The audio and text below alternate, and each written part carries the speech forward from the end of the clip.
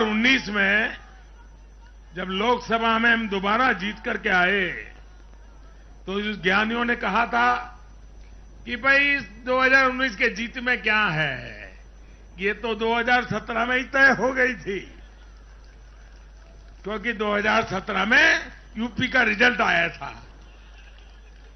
मैं मानता हूं इस बार भी ये ज्ञानी जरूर कहने की हिम्मत करेंगे कि 2022 के नतीजों ने 2024 के नतीजे तय कर दिए हैं।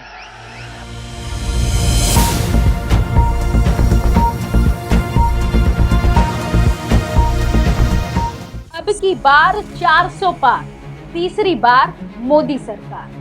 नया साल शुरू होने के साथ ही सियासी समर का भी आगाज हो गया है। नए साल में जैसे जैसे दिन बीतते जा रहे हैं, राजनीतिक पार्टियों ने अपने लक्ष्य को हासिल करने के लिए चुनावी दांव भी खेलना शुरू कर दिया है। कोई किसी से पीछे न रह जाए, इसके लिए साम दाम दंड भेद जैसे हथकंडों को भी अपनाने से पीछे नहीं है। नए साल में क्या है बीजेपी का गुणागणित, आज हम इसी पर विस्तार से चर्चा करेंगे। 2024 के लिए बीजेपी का लक्ष्य है 400 पार और साल शुरू होने के साथ ही पार्टी की ओर से लक्ष्य प्राप्ति की कवायद भी शुरू हो गई है। इस अग्नि परीक्षा को पास करने के लिए बीजेपी ने तैयारियां तेज कर दी हैं, नारा भी दे दिया है, जिसका आधार है तीसरी बार मोदी सरकार।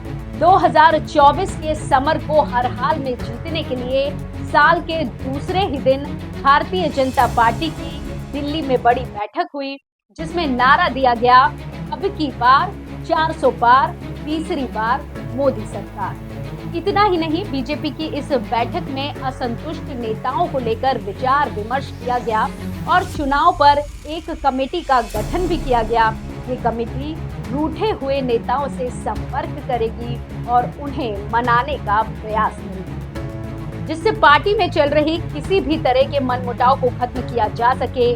लोकसभा को लेकर बीजेपी की बैठक में तय हुआ है कि देश भर में विधानसभा स्तर पर नए वोटर्स को लेकर सम्मेलन के साथ साथ महिला सम्मेलन भी किए जाएंगे।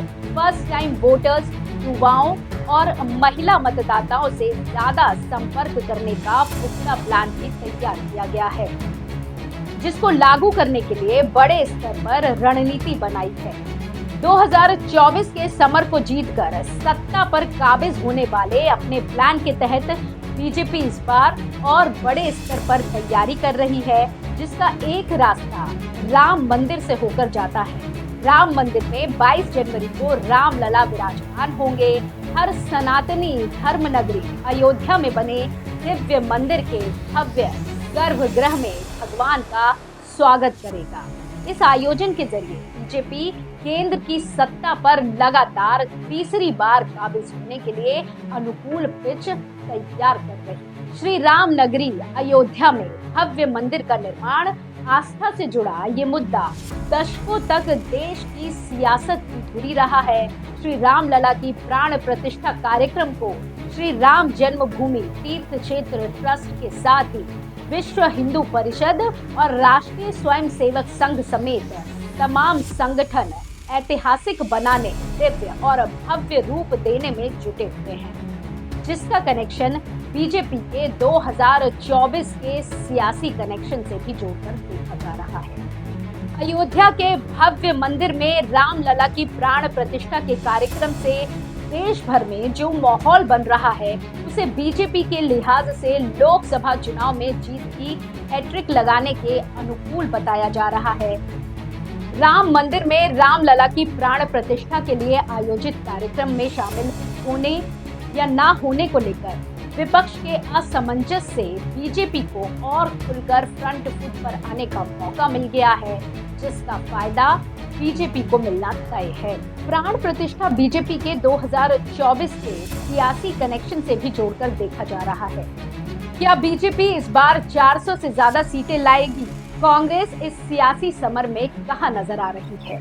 इस तरह की और खबरों के लिए जुड़े रहिए एयर न्यूज के साथ।